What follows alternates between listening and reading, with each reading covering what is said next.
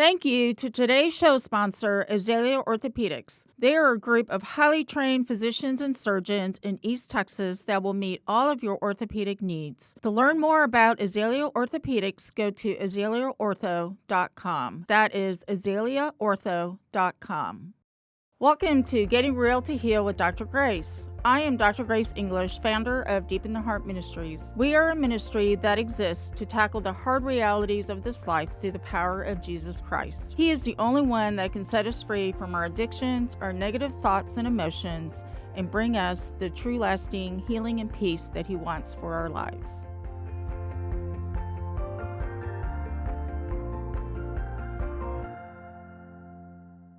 Welcome to Getting Real to Heal with Dr. Grace. Thank you so much for joining us today. Today's topic is called Breaking Free from the People-Pleasing Mindset. As you know, all of us know, when we're growing up, we want to make everybody happy. But sometimes you can take it to the extent where you are doing things where all you are concerned about is other people's opinions about you, and you end up doing things that you may not want to do, and you end up saying things that you may not really mean just to make that person happy.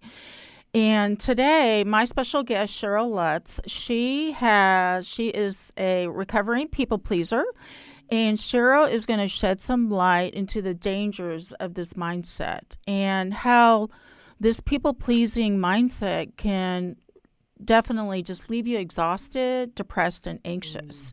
And so she is going to just share her testimony on that. And Cheryl is somebody I met at Christian Communicators Conference a few years ago, and she's just absolutely precious. She lives in Georgia with her husband and their 4 children. And Cheryl is a speaker, a author, and she has launched a new podcast, Secure Refuge, with her good friend Missy Linkletter. And Cheryl, she loves to encourage women to treasure their different seasons of life with the Lord, and to also help them break free from the mindset of being a people pleaser, and helping women find their identity as God's masterpiece, because we all each are God's masterpiece, very uniquely crafted and have purpose that nobody else could do. And so anyhow, Cheryl, thank you so much for being on the show. Thank you for having me, Grace. It's so wonderful to be here. Yes. So Cheryl, tell the listeners a little bit about your childhood and what was that like? Yeah, so my home was dysfunctional.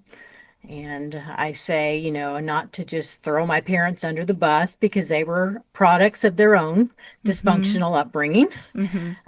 But my dad, especially in those early years, when my mom was, having the 4 girls, I have 3 sisters. Yeah. He was drinking very heavily. He was an alcoholic, and he also struggled with bipolar. And so he, self-medicated. Wow. And so chaotic that was home. hard. It was. And my mom was a very kind and sweet person, but she was just very overwhelmed. Yes. And very overwhelmed. And so for as long as I could remember, she was depressed. She really struggled with depression. They didn't have a happy marriage. It was just a hard, right. A lot of kids doing it on her own, very close together. And so, yeah, I just grew up kind of trying to figure things out on my own. Right. And working really hard not to get my dad angry. It was scary when he got angry. And also, if you disappointed him or upset him, then he would quit speaking to you for a while. So I was just always walking on eggshells, trying to keep the peace. I'm in the middle. Okay. So I'm and then a phlegmatic is the way God created me, And so they tend toward people pleasing and keeping the peace. Right. And so I just tried to stay under the radar and try and keep everybody happy all the time. Right, Yeah. right. So your poor mom, she didn't know how to Mm-hmm. handle your father, Mm-mm. and she probably was left. She was the only one that was trying to parent y'all, because your father Yes. sounded like he pretty much Mm-hmm. was checked out with his addiction and Mm-hmm. had a lot of anger, and just wasn't able to raise you. Um, Correct. so your family didn't go to church then, growing up. My my mom would take us. I start remembering as we were children. She would Mm-hmm. take us to the Baptist church. My dad came 4 times, and that's when each of us girls were baptized. Oh, He did come okay. for that, Yeah. and she would take us, but it was kind of sporadic. She was very shy. Mm-hmm. Um, and so, depending on how she felt that morning, if she wanted to get up and get us all going. Right. So then, middle school hits, and we were going to a church that was outside of our community, and it was in a very wealthy area, and we weren't. Mm-hmm. And I never had the clothes that the other girls had, or the purses, or the shoes. And I just Mm-hmm. always felt very self conscious, less than. I didn't really have Yeah. friends at church because it wasn't my same school district. Right. And so after middle school, we all start complaining about going, and pretty soon we just completely stopped, Right. attending it all. Right. So, Right. yeah. So, were you able to leave the house when you were 18 then? And, what was your relationship with the Lord like through high school? Yeah. So when I was in sixth grade is when I made a profession of faith Mm-hmm. and went forward and was baptized. A Sunday school teacher, shared the gospel with me. And I was sincere in wanting Jesus as my savior, but I really didn't understand what it meant to have him as Lord of my life. Mm-hmm. And so, as we progressed and been quit going to church, and up until that point, I had always been the very quiet, very shy, kind of teacher's pet, never want to, stay under the radar, line Mm-hmm. up, Mm-hmm. do what's right. But then when I was about a sophomore in high school, and Grace, I always had that deep, deep shyness, not just, kind of nervous around people I don't know. I mean, it was Mm-hmm. over the top shy, and I had terrible social anxiety. Mm. And so then, about my sophomore year of high school, I discovered liquid courage in alcohol. Oh, wow. Yeah. So I Okay. started partying on the weekends and Yes. kind of living a double life like that, every weekend. So, right. So you were drinking on the weekends, Hmm. and because I'm sure you felt like, oh, well, now I'm extroverted, if you're Yes. drinking and Hmm. you know, you're being a lot more social that Hmm. way. And Exactly. so that was right. And so that was the high school experience that you had. And Hmm. so when you graduated, did you go to college? I stayed at home. Okay. And then when I was 19, my mom was diagnosed with breast cancer. And I was still living at home, going to community college. Mm-hmm. And when they found the breast cancer, it was in both breasts and in her lymph nodes at Wow. that point. So Okay. she had a radical, Mm-hmm. mastectomy and all. And um, then she had, remission for a couple Mm-hmm. years.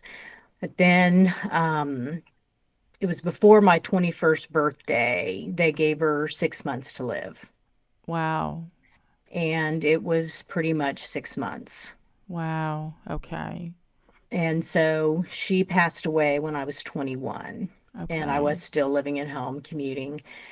And up until that point, after the drinking that started in like my sophomore in high school, as I got out of high school and into college, it Mm-hmm. just seemed to progress, the Right. rebellion and the partying. Right. and all.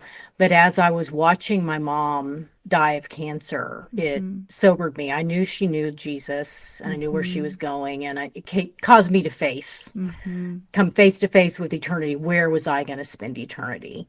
And Okay. Jesus drew me back to himself at that point, Really? So when I was 21. through your Mm. mom's death, then the Yes, Lord just made yes, himself apparent to you. And yes, is that when you stopped drinking? yes. Oh, wow, Hmm. Cheryl, that's amazing. Yeah, yeah. You And my know, dad quit drinking cold turkey after my mom passed away. And wow. he seemed to have a change. He started going to church, and he got started seeing a psychiatrist for the first time, got medication for the bipolar. And so we did see a Yeah, big change in my dad after that. wow. So Hmm. when you did come to Christ, truly and seeking Him, at the age of 21, that's when obviously your knowledge and your faith and your growth and your maturity started. And so, when would you say, as a 21-year-old, because I'm assuming you were single still, Hmm. that did you already have that mindset of like, I'm really, concerned about what other people think about me? Yes, I still had all of that over the top concern, very much controlled by other people's opinions. Mm-hmm. And Grace, at 21, right after I returned to Christ, I started dating a pastor. So here I was, this party girl, and this abrupt change, and Yeah. started dating a very godly man. And Wow. I really started growing, just getting into the Word of God and studying it, Mm-hmm. like I'd never done before. And we had a short engagement, Mm-hmm. and we're married. And when I was 22. Mm-hmm. So, what I did though, I started kind of Christianizing that people pleasing and trying to keep everyone happy because I was doing it for the Lord. I was doing Christian service and ministry, Okay. but there was a double motive there because it was also to keep others happy, to try and prove myself that I was worthy of being a pastor's wife, that I was worthy of having a godly husband, Right. and it was still a lot of striving for validation. Right. Right. Hmm. Because inside you felt like you were still unworthy and Yes, didn't deserve to have somebody who could love you, like your husband Alan, to yes. be your life partner. And so, when did y'all get married? I was 22. 22. Okay. Yeah, and it was in July that summer. My mom died in November, and Okay. then it was that summer that we got married. So you really So, just accelerated your knowledge of the word of God, and you're marrying this man who obviously probably had mhm. been walking with the Lord for a while. Yes, yes. And so those early years when y'all were married and you were serving in the church, give me some examples of what that people pleasing looked like. Like, did you feel you had to be involved with every single part of the facet of the church, give of Hmm. yourself, Yes, work like a yes. work like a Yes. dog? Yes, yes, yes. All of those things. I needed to be there when the doors were open and I needed to be involved. And we also started having children right away. Mm. Our daughter, our firstborn, was born 2 weeks before our 1 year anniversary. Oh, wow. And then her brother came along. They're 19 months apart. Mm-hmm. And then 2 years later was our daughter Abigail, and then we had a little bit of a gap before we had Joey. So yes, I also started having children right away, and then the people pleasing also came out in my parenting, trying to parent in a way that I thought would gain other people's approval. Oh, Mm-hmm. she's a good mother because she's doing it this way. Mm. And so, parenting to please others rather than to glorify God, Right. it's not Right. good. It's not good. Right. Yeah. So trying to keep that whole facade up Mm-hmm. and raising small kids, I am sure you just burnt out. I did. I did. As the kids got, more, then I started homeschooling because I thought that's what I should do. Wow. Okay. That's what people expected of me.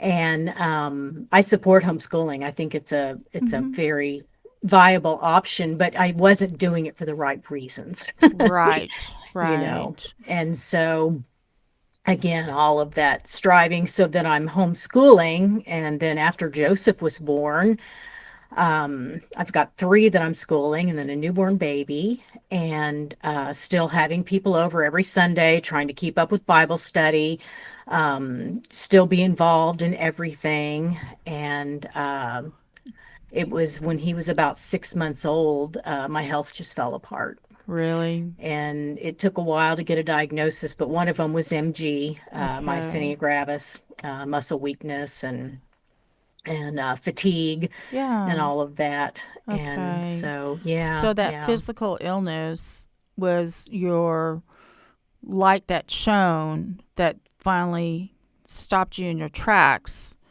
and for you to actually probably have a reason to let go of a lot of the things that you were involved in. yes, in some ways, but then in others, still trying to keep up, even though my body was Mm. falling apart, still trying to Okay. keep up. And then we moved across country. We were in Northwest Indiana. We started in Corpus Christi, Texas. We moved to Mm-hmm. Missouri for 2 years. Then we were in Northwest Indiana for 8 years. And then we moved to Northwest Georgia when Joey was about 3.5 years old, our youngest. Mm-hmm. And then our oldest was middle school. And so then I came into this new church, and I still am struggling with the physical. Yeah. And I needed to prove myself as a new pastor's wife. I wanted everybody to Mm. like me. So again, I jumped right back in, still homeschooling. Then we got him into a Christian school, but then there was a lot involved with that. And starting, I need to teach ladies Bible study. I want to work with the singles. I want to work with the children, and Wow, still Cheryl. striving, striving, Yeah. striving. So Um, you pretty much didn't have much of a life of your own. Like you were doing all these other things because other people wanted you to be involved. Like they were right, good things. right, right. I just, And yeah, and Christianized my need for approval and striving and all the things. Yeah. right, but inside you were absolutely exhausted. Yes, yes, But yes. could you verbalize that? Did you know where that was coming from? I didn't at first, but then as I just started, my health was getting worse and worse. That's when the seizures started. And we were exhausting the medical, trying all Yeah. the medical things and homeopathic. I mean, just trying all the things. And it was at one point where my husband asked me if I would consider seeing a therapist. And the only reason I went is because he asked me to. I never would have initiated that on my own. Hmm. Sadly, um, I still didn't believe that I had a problem. And like people would say, that I was so humble and kind and all these things, but actually that's a lot of pride to think that we don't have a Right. problem when we do, that Right. we don't need help when we do. Right. Exactly. So yeah, but I started seeing a therapist, and he helped me see that, I had made people an idol. Hmm. That I just trying to please them, and like he described it, like the chessboard, I was constantly navigating to keep everyone happy, and it's impossible. So Alan actually was very bold Hmm. in being upfront with you. Yes, And I yes. know that wasn't easy for him to do. Mm-mm, And it mm-mm, wasn't easy for you to hear. mm-mm. But I think he just didn't know what else to do. Yeah, And yeah, that yeah. somebody professional needed to come in and help figure out what is actually going on in your head and Yes, tangle a lot of this stuff, because I'm sure those that people pleasing mindset was stemming from your childhood where you Exactly. wanted to keep peace at home. So your Hmm. dad wouldn't get angry. So your mom wouldn't be Hmm. so depressed. Like you could help her keep Hmm. the home life moving forward. Right. And and so through that counseling, how long were you in that when you started understanding that this was actually something pathologic? Like, Yes. Yes. It was a I probably saw that particular counselor for about a year. And what God began showing me is there was a physical component, there was an emotional component, and there was also spiritual warfare involved, mm, and so there were different areas where he started helping me deal with these things. And Grace, when he initially pointed out the idolatry, the first thing I did, I went home and it was like, oh my goodness, that's true. I've made people an idol, and idolatry is a really bad sin. And so I'm just opening my Bible to the passages about idolatry, and then I just start slapping all these Bible verses on myself, like, don't do that. Okay, let's move on. Well, no, not just stop doing it. I had to look at why. Why had I made people an idol? Why was my identity so wrapped up in people thinking I'm nice, people liking me? And mm, that's when I started digging deeper and dealing with some of the trauma from the home. mm-hmm. Those people pleasing was just a symptom. I had to, Right. It yeah. was a symptom of just all that underlying unrest and pain and anger and angst that you had carried for a long time that you never really could verbalize it in a safe way. Hmm. So, you know, the enemy just used it as a way of Absolutely. you having this, making people an idol. And Exactly. and that literally it could bring the death of you from doing that. Absolutely. And Hmm. your Hmm. physical body also had been breaking down, and a lot of stress that you had put on yourself Yes. as well as your family. Hmm. Because, as we Absolutely. know, if mama's not happy, nobody's happy, Oh, yes. My kids were under a lot of stress for sure. Hmm. And so I'm so glad that you did take that bold step to get into counseling to begin unearthing what was underneath all of this. Yes. Yes. And Yes. so, how long would you say it kind of took you to get to that place where you didn't put people as an idol? It's Yeah. not an overnight Hmm. thing. No, it's not, Grace. And that's what I learned. It really is a process. Mm-hmm. We'd make another move, or hard things would come into our lives because of ministry or one of the kids. And I'd find I needed to go back to counseling with to some more layers of healing, Yes. Yes. and to continue working through that, because like it's not an overnight, and I don't ever want Mm-hmm. those listening to think it is a lot of work, Mm. but it's such a beautiful thing, and there's healing on the other side. Mm-hmm. And so when you introduced me, that's what I said, I'm a recovering people pleaser, Mm-hmm. and there can still be times where I'm tempted to go back to that. Something comes up, and the enemy's always right there. Right. These things we Right. fought so hard for healing in an area, but he's always, wanting to send us back there. And Right. like what it said, like a dog returning to his vomit.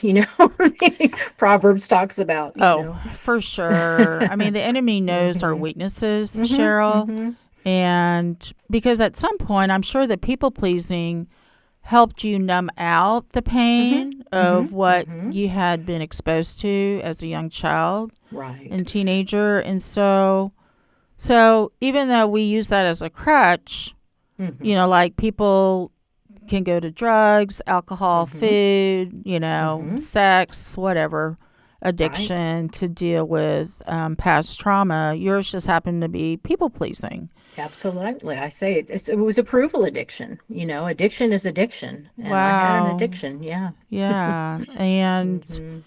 I mean, and that is great that you finally saw that. You called it out Mhm. for what it was. Mhm. Mhm. And also, Grace, what God showed me, the people pleasing, striving for approval, that need for validation at the root of that was not truly understanding who God is as a tender and loving father, and who Mm-hmm. I am as his beloved daughter.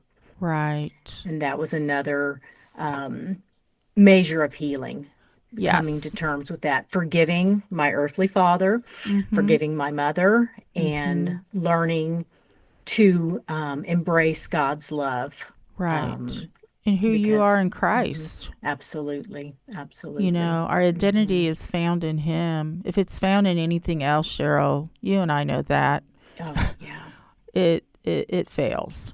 exactly.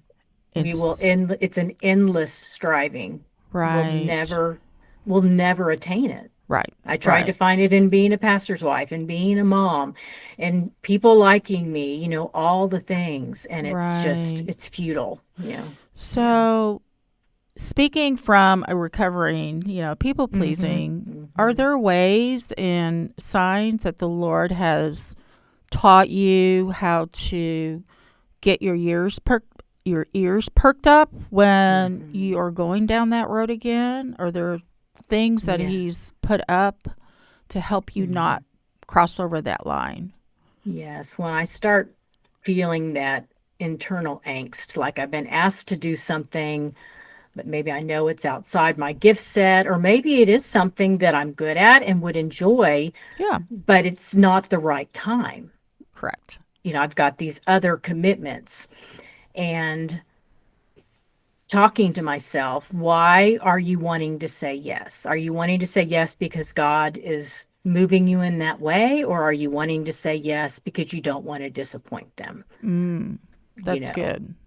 and I constantly have to check my motives, Grace, because we Okay. can also swing over, way over, where everything is about us and making sure we have, our, what do they, um, me time, and Mm-hmm. Mm-hmm. and we can become very selfish and Right. just start saying no.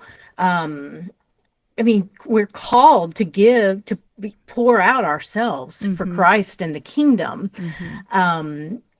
but we're do those things that God is calling us to do, uh, Exactly. for His glory, not out of, not saying no out of selfishness, and not saying yes because we don't want to disappoint someone. Correct. And you need Mm-hmm. to, and that's good that you can pose that question to you, Mm-hmm. and then you can really ask God to help you, like, speak into this. Show me what my Yes. motive is. And Mm-hmm. so I'm sure at this point you don't say yes or no. You have to pray about it. I will tell people I need to pray about it. You got to Right. start there. We got to learn to do that. Absolutely. And just Mm-hmm. listening to His voice and not to our voice, because a lot of times we feel like, oh, wow, it's a opportunity for me to show my gifting or help these other people, et cetera, et cetera. And the Lord's just like, you can't be everything to everybody. Mm-mm. And, Mm-mm. there's a season and a time for things that He wants us to do, Absolutely. you know? Absolutely. And so, because your family will be sacrificed as well as Mm-hmm. yourself if you're always saying yes and always seeking other people's approval, because not everybody's going to approve you. There's No. always somebody who's going to Mm-hmm. have some critical remark that, Yep. and, how do you handle that? Right. If, like, I never had peace, in Mm, the complete sense, because there's always that angst. What can I do to change their opinion? I got to mm-hmm. try harder. I got to do this. I got to do that. I got to serve them more so that they will like me. And it's like, no, Lord, what what do you say about me? Mm-hmm. And how can I please you in this situation? And if pleasing you upsets someone else, that's not on me. Right. What does it say? The verse, am I now trying to win the approval of God or of man? If I'm still trying to please man, I'm not a servant of Christ. Yes. You know, Yes. that's Yes. what, that's where our focus has to be. Yes. And I love that because He needs us fully, in check and 100% in what he's calling us to do. And, Absolutely. when we are involved in too many things, I remember when the kids were growing up, you can sign up for the PTA, you can sign up for Cub Scout, whatever, mom. And after a while, you're like, I'm not sure this is doing any good to anybody, Right. and Exactly. and it's okay to say no, and Yes. it's okay to let Yes. other people do something that they may have time to, and they may do it better than Exactly. you do. That's right, Grace. And if we're the one that's always jumping in to do it, we're denying someone else the opportunity, Right, you right. know? I know, And yeah, and yeah. it takes us away from the work that he does want us to do well. And Yes. so when you have too much on your plate, Cheryl, you and I know this, that you just can't do anything well when there's too much on Right. your plate. Right. You're not doing the things he has called you to do with excellence Right, because you're spread too thin. Yeah. right. You're spread too thin. And so how long would you say it took you to kind of break free of that mindset? Would you say it was like a few years or Several years. It okay. was, like I said, it was a process. And then God would Yeah. show me another area. He knows we can't handle everything at the same time. Oh, And that is so true. you're, It's you one know, baby yeah. step at a time. Mhm. Mhm. And like you said, and I can see it taking years because healing does take years Mhm. because there's Mhm. always the next layer of hurt that Mhm. needs to be exposed because now we're actually ready to tackle that and to Yes. go there with Christ. And, and that takes time. Absolutely. And so, Part of my people pleasing came out also. I would minimize something that happened and then move on. And I'm thinking mm, I'm being a Christian. I'm forgiving them by just minimizing it and moving it on. And part of what you say, you have to get real to heal. You have to get real mm-hmm, with yourself. That hurt mm-hmm, and process the pain, feel it to heal right, it, right, and then forgive and release and move forward. Don't pretend like it didn't hurt and just bury it. What they say when you're just bury it alive and it starts to fester, right, you know. right. And Yeah. when you bury it, it doesn't lead to anything good. Mm-mm. So No. so you do have to speak out every single. I mean, it sometimes can be exhausting, but the Lord gives us breaks and he gives Yes. us time of rest, Mm-hmm. and then he equips you to tackle the next thing. And so That's right. so that's very good that you are at a place where that no longer has a stronghold. It's not the stronghold. It can still be a temptation, and I still have to, like I said, get in the Word, talk to myself. Um, Right. and Grace, God has created me. I'm sensitive, and I don't have to apologize for that. And so, Mm-hmm. someone not liking me or being mad at me, it's going to hurt more than someone with a thicker skin who's been created to do different things, you Mm. know and so it's okay for me to acknowledge that. It doesn't used to, it would like destroy me for weeks or months. Now, I may take a couple days of that hurt, acknowledge Oh, that, and then start, be able to release it. okay. Well, I'm glad Yeah. you said that Hmm. because if you do have very sensitive, thin skin, that it is easily can chase your emotions down this dark pathway where it is unhealthy and it's affecting you so much more than it needs to. Absolutely. Absolutely. And Hmm. and that's okay, Hmm. like Hmm. you will learn to move on and forgive, Absolutely. and then it doesn't hurt. Right. It doesn't destroy me like it used to. Yeah. Wow, Yeah. Cheryl, Hmm. that is very Hmm. freeing. It is. It is, Grace. You know, It was just so much. I had no idea how much bondage I really was wow. So, in and under. Hmm. so does Alan, when you talk to him now about that, now that you are on the other side, can he verbalize that that is what you had been struggling with? He didn't know, probably. He didn't know the extent of it because I internalized so much, you Mm. know. And so, but he sees it now. Um, Right. he understands it now, and he's seen the change. And And he probably helps you. absolutely, he can talk to me too, Right, right, help me talk it out when he sees that I'm wanting to say yes for the wrong reason, or, wanting to feel crushed that someone doesn't like me, something like that. We right, can talk through it. Absolutely. Yeah. right. So yes, Yeah. I can't imagine your emotions just being all over the place, being a people pleaser, Hmm. and most Hmm. of those emotions probably are negative emotions Hmm. versus positive emotions, Yes. and It. so Hmm. um and would you say your children, they definitely have learned, as I know you're probably very vocal about Hmm. this one particular area that you don't want your children to struggle with? They have seen the hard work and the healing. They've seen the changes in me. Mm-hmm. Grace, we all wish, or many of us wish we could go back. I started my healing journey seriously in my early 40s. Well, a lot Mm-hmm. of damage had been done in the home, you Yeah. know, up and before that. Um, but they see the healing. I've asked forgiveness, and they've extended forgiveness, Mm-hmm.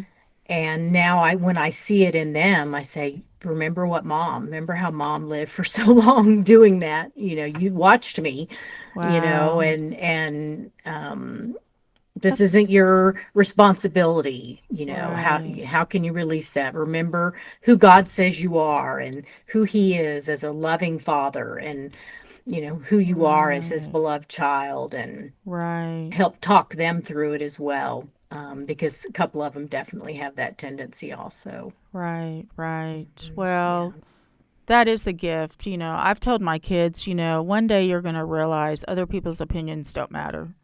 exactly. And they're still all in their 20s, and they're still Hmm. all figuring that out. Hmm. But, Hmm. as we do mature and our identity in Christ grows stronger, Yes. other people's opinions really, I mean, they matter in some sense, but in the big scheme of things, doesn't really Right. matter because it's what the Lord Exactly. says What he about. says, what his opinion is. Yeah. It's not like, Grace, it's not like we're telling people to go around and just make people mad and not care if you hurt their feelings, and not Right. no, we try, of course, we do what we can, um, Right. to do what's right. But then, when it's outside our control, we just have to release that.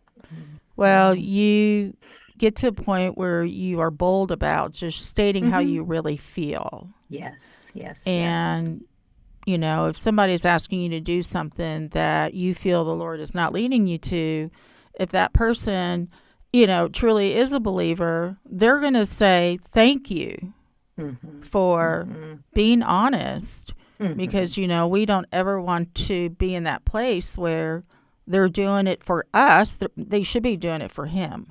Exactly. And, Exactly. but, going through that childhood that you had, definitely had, been brushed under. And that's how, your mindset was built because of that. But God has broken you free from that. Yes. Yes. Absolutely. So, Absolutely. yeah. So tell me about your book, because it did Mm-hmm. win an award, didn't it? Yeah, it won the SELA Award at the Blue Ridge Mountain Christian Writers Conference in the Christian Life category. It won first place, and That's amazing. it was such an honor because Grace, a little bit of my story. I felt God called me to write the book almost 12, 13 years ago, and it took me like 10 years, to finally do it and finish it. And so, winning that award was just kind of like a high five from God. Like, see, Yeah. you had a story here, and you you were obedient, and Yes. and I'm going to Yes. use it, to Yes. help other women. But it's called Securely Held, Mm-hmm. Finding Significance and Security in the Shelter of God's Embrace. And it's all about, at the end of the day, it's about identity.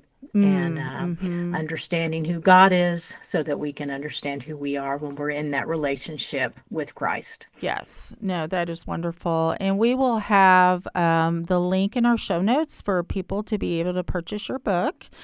And also tell me about your new podcast. Yes. I Yes. started that with my friend, like you said, Missy Linkletter. All Mm-hmm. three of us met at Christian Communicators in Mm-hmm. 2020, Mm-hmm. and it's called Secure Refuge, and a place at the shepherd's table. And we're going through Psalm 23, Mm-hmm. and then we'll continue with that. But it's just helping women to know that they do have a safe place. Mm-hmm. Mm-hmm. And in God's presence, they do have a refuge, and it is secure when they're in that relationship with Christ, because sometimes life just doesn't make sense, whether it's Right. grief, um, spiritual battles, just the things we go to, Mm-hmm. that happen to us in this life, because we're not home Right. yet with Right. Christ. And so we live in a fallen world and bad things happen. And we Mm-hmm. want to help Christian women understand that they can, have a safe place to come and process and Yes. be encouraged with the Word of God. And No, that is wonderful. mhm, So y'all very much complement each other because y'all have different areas of strength and yeah, experiences. we do. We do. In some ways, we're Mm-hmm. alike. In some ways, we are so different, you Mm-hmm. know. Mm-hmm. But the secure part was, you know, my securely held, being Mm-hmm. secure in Christ, and then that refuge for her also because of the grief that she has experienced. And we Right. just bring Right. our different things together, the way God has worked in both of our lives, Mm-hmm. to bring healing and to show His Yeah. grace. And No, we that just want to is share that. great. Hmm. Yes. And so Hmm. the listeners can find you on Spotify, Hmm. Apple, YouTube, all of YouTube. that. Okay. Yes, absolutely. Awesome. Yeah. So, yeah. So if you want to get a hold of Cheryl, you have your own website. I do. CherylLutz.com. Yes. Hmm. And you're on Facebook, Yes. Instagram, all of Hmm. that. And Yes. any listeners that have any questions, they can reach out to you. Absolutely. And you are very available to speak at women's Mhm. events and Mhm. groups and all of Mhm. that. Yes, And so I that love is, it. I love sharing what God has done and opening up His Word. So, yes. No, mhm. that is wonderful. Well, Cheryl, I thank you so much for just speaking into about this people pleasing. And I hope that listeners who may not even know that that Yeah. is what they have been Hmm. doing for a long time, that this episode will open their ears, open their Yes. eyes Yes. to the dangers of Yes. this mindset, and to be bold in asking the Lord, Yes. help me break out of this. Show me the areas that have fueled this Hmm. stronghold to develop in my life, and that now there is freedom Yes. that Yes. is found. Yes. Yes. But you Yes. have to be willing to do the work, and God Hmm. will will guide you, and He'll walk you Yes. gently through the work. Absolutely. He is a good, good Father. Yes. And He And wants to see us. He wants to see us healed. And the final, I will stop yeah. struggling with people pleasing when I see Jesus face to face, Oh, you I know, know, Cheryl. you I know. know. It But the is. healing that he has accomplished in this life, the final healing hasn't happened, but So I'm in much. so much peace and Yes. freedom, and I'm No. so grateful. No. Yeah, Well, thank you yeah. so much, Cheryl, for Thank being on you. the show. Thank. And well, that wraps up today's show of Getting Real to Heal with Dr. Grace. And I will see you the next time. Bye now. Thank you to today's show sponsor, Express Employment Professionals. They are the leading staffing agency in East Texas, and they have helped thousands of businesses and companies find the right employees. If you are somebody that's looking for a job, Express Employment Professionals can also help you. Go to expresspros.com. That is expresspros.com. If you liked what you heard today and you want these Jesus stories to go out into the world, please consider giving to deepintheheartministries.com. You can also get a hold of me at grace@drgraceenglish.com.